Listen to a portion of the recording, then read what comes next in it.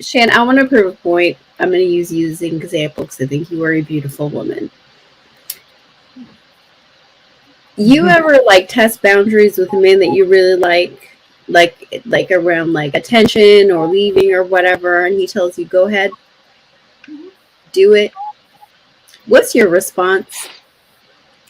When I test boundaries. With a man that you genuinely like, and he tells Okay. you go ahead and do that thing, like he calls your bluff. What's your response? I'm gonna be mad. She'll Probably. be lying. She'll be testing boundaries with people she likes. Listen, Most women do, right? Even if it's if I have in my mind, so what I think she's asking me is if I'm trying to test to see how he feels about me, so I'll test him and say, okay, I'm gonna do this, and then he says, okay, go do it. I'm like, no, okay, let me rephrase it. Is that what you're right? saying? No, Okay, let give me me an rephrase example. it. So with what Harrison is saying about, beautiful women who will just say things like, well, I can go get this attention elsewhere, or I can get this thing that I need from another dude, right? Mm-hmm. A man that you genuinely like who tells you, go ahead and do it. What's your response to that? Do you go do it? Mm-mm. Okay. So basically he calls you your bluff and you fold, right? For sure. That's the thing that women keep saying, right? When you really like a man, you might say that, but if that man has a backbone and has boundaries and is clear on those things, he's going to let you do it, because if you do it, you're out. He's going to find somebody else to fill that spot. I see what you're saying. And women know that. So when they make those comments or they do those things, women who genuinely care, because this is what Shan was saying earlier, like if she doesn't care, she's just going to do what she wants anyways. If that woman cares, she's going to fold. Like there's no question about it. She will follow your leadership. She will be moldable. She'll literally, this whole thing is like, I think right now the internet's calling it the shit test, right? So when that man flips that around, right? Women really appreciate a man who stands on his morals and laurels, says what he means what he says. So if that's not behavior that you tolerate, then don't tolerate it. And if you do not tolerate it, that woman has either no choice but to respect it or keep it moving. And I think a lot of times people come from this like scarcity mindset where if that woman keeps it moving, you're never going to get another woman like her again. And so you tolerate bad behavior, which just spirals you into a shitty relationship. I really wish for men's happiness that they would stop doing that, because it is a form of self-sabotage. You sucker yourself into a relationship you're not fulfilled in.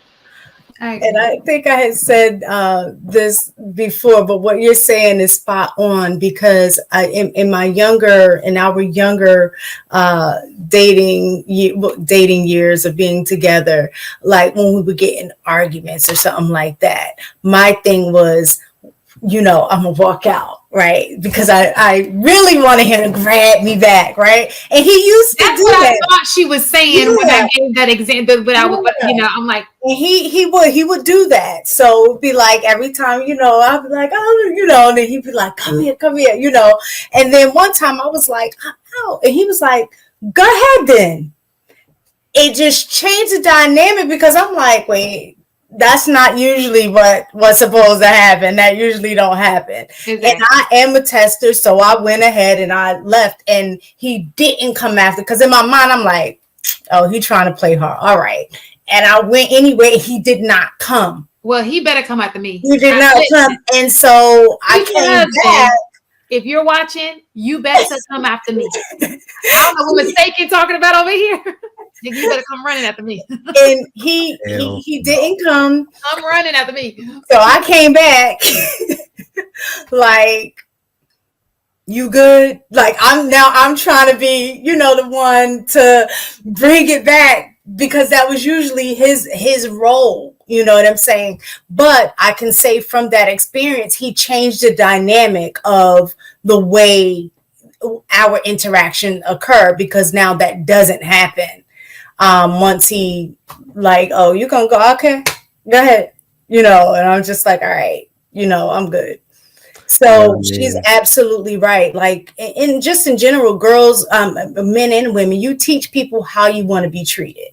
So if you don't set your own, if you don't know yourself well enough to know what your boundaries are, what your standards are, then you give the other person the opportunity to set those for you or tell you what those are going to be. But once you come to the realization of what that is and you set those expectations early on and lay that foundation, is really, really good for the both of you, because now you're clear on what it is you need to do in regards to that other person. I mean, I agree. Men should lead and women should follow. Yes, I agree. We should set the foundation and this, that, and the third. And I agree with you guys as well that, listen, a lot of brothers aren't willing to do that because of fear of taking a risk that they don't really want to take. Right? I agree with all of that. What's the risk that they don't want to take, though? The risk of ruining the entire dynamic. The risk of losing chance of having sex or a chance to keep this relationship going.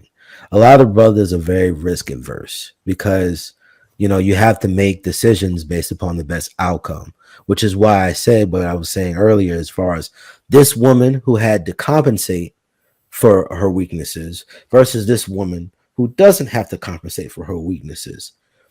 They usually naturally respond differently because, like, this one has been conditioned to move this way versus this one wasn't. So what is the likelihood? Just like when I made the argument about earlier, if you're older, you're 50 years old, you got terrible habits, you're like, shoot, I want what I want the way that I want it, and I'm gonna find a person that agrees with that, right? The likelihood of you changing your behavior after you then spent 18, 20, 30 years of getting the same intention, responding the same way, getting the same results. What is the likelihood that I will be the one guy that's going to change that? Is it impossible? No. But is it likely? And many brothers will be like, hey, listen. I would say yes. Yes, you are. Because it's always that one. Because a girl is looking but for that's that the problem. one. Y'all always think there's that one, and then the And one never shows up, and y'all crying 50 years later. That be the problem. It definitely is. Like, somebody just asked, like, why was I running? Like, you know, younger. Let me answer that. He was younger. And that's what I was going to say. Being young, what you perceive to be good or love is totally different when you get older. What my perception of that was, I guess, you know, movies, whatever, I don't know. But my perception of that was, if he came after me, then he loved me. He still loved me. He wasn't, you know, he wanted me. Right? If he came after me. If he didn't, then that means he didn't. So when he cut that out, it made me then act any other manner, like trying to get his attention, trying to get his love back. And that was very immature. But like I said, I was in my early 20s. I didn't, you know, like, it was dumb. So it looks a little different now in your older years. Oh, absolutely. It looks more like you guys have an argument, so you may not speak for a day. So you don't leave, like you're not running, but let's just say you're quiet. Mm-hmm. So you're not running after somebody, but it's kind of like, well, who's going to speak first? Kind of thing. So it's about giving the space. Like, now for me, and even then, when you're younger, these are the other things that men don't talk about when they talk about wanting younger women. We're more likely to pop off, at least from my experience. I look at how I was when I was younger. I was ready to pop off quick with my mouth, whereas as I've gotten older, I've learned how to control that a lot better, especially in an argument. Like, younger, we arguing, I'm going for the jugular. I'm going to say some shit, you know what I mean? I'm going to say something, and then later on, you know, I may apologize or whatever. But whereas now I am more likely to watch what I say. And if I did say something unintentionally, I am okay with going and apologizing about, you know, identifying what it is that I said that, you know, wasn't appropriate or whatever. I have no issue with doing that now. But I just think that that's the older you get, you learn along the way. You just have to make sure that you find somebody that's willing to go through that change and learning progression with you. I'll say that's where the risk of being young, dating real young, occurs, because sometimes you don't have the same tolerance, and yeah. I And don't so think for that me, I don't necessarily. lash out. I'm emotional. Some people don't like I don't. emotional women. I'm emotional. I say, yeah, I was a red flag. But you know what?